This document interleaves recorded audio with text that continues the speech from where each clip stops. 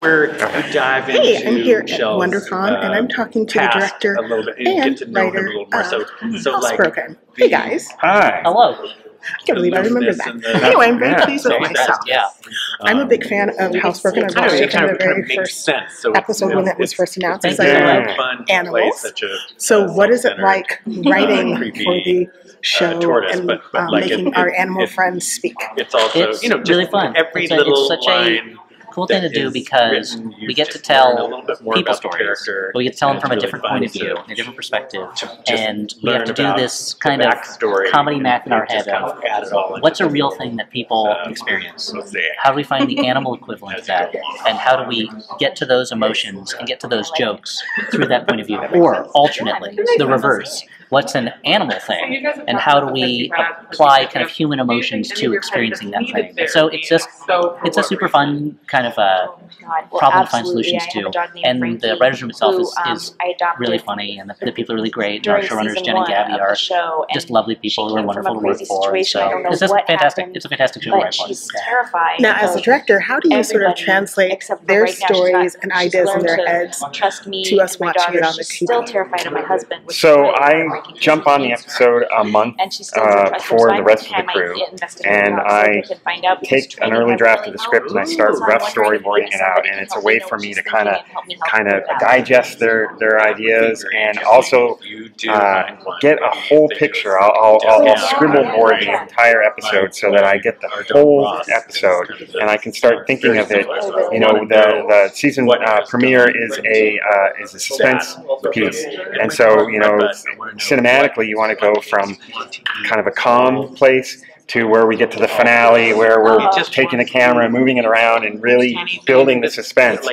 And so, you know, and then acting-wise, you know, everyone that works on the show has pets, loves pets. I had a golden retriever, and I, you know, could watch him endlessly, and I try and bring those things in. So we treat the characters with all the sincerity of you would a real, you know, actor, human actor, but then we get to punch them up with little things like scratching their ears and all that stuff that then, as pet owners, you go, I know that, my dog or my cat does that, and then adds this kind of visual humor to the whole piece. So there's a little bit of a time between the two.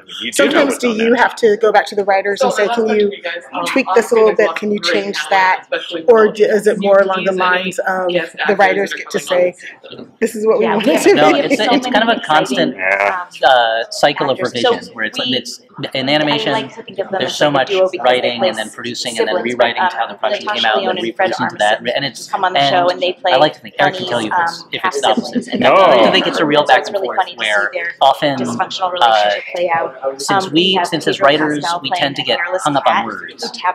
It really helps to have someone to work with who's thinking visually, and that means that sometimes we can get rid of things because we don't need them, because they can be told visually, or sometimes it means changing the story because it doesn't work the way we imagined it would, or sometimes it's just a better idea comes up, and it takes a long time, but it's because there's that constant revision on all sides. The show creators have built a lot of trust with the crew to allow us to input ideas, throw ideas out in editing sessions. You know, I'll work with my storyboard artists and even secretly do things and then present it to them and see if they laugh. And so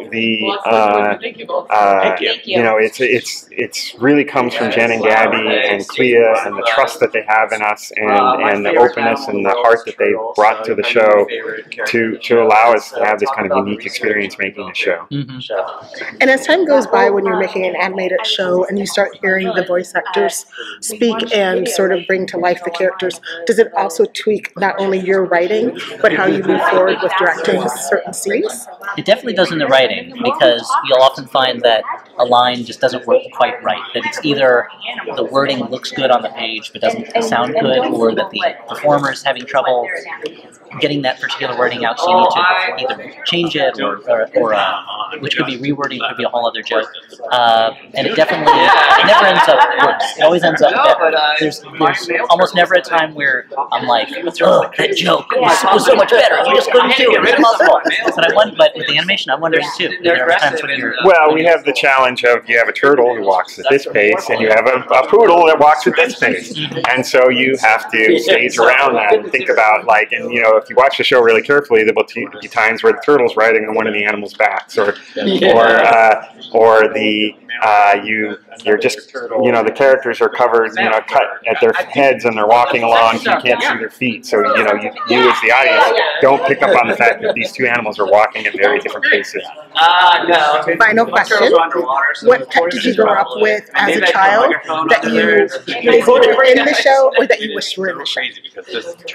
I had a number of different pets on the show in my life. And now that I think about it, I was telling my children recently about a tank full of frogs that I had when I was young. And we haven't done anything with frogs in the show. And so I would really like to do that at some point in the future.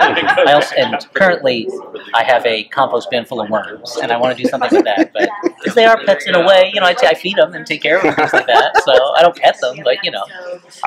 My dog Charlie is in the show, and he's been in every single episode that I've directed. And you have to be real eagle-eyed because there's certain episodes, like for instance the Whodunit episode from the first season, where there's no other animals except for the main characters, but somehow Charlie is in there. So. Oh my gosh, I'm going to have to look at it. Thank you so much for talking to me. I'm enjoying this show. Can't wait for next season. Congratulations on season 3. Thank you. Bye. Bye. Guys, we're going to go.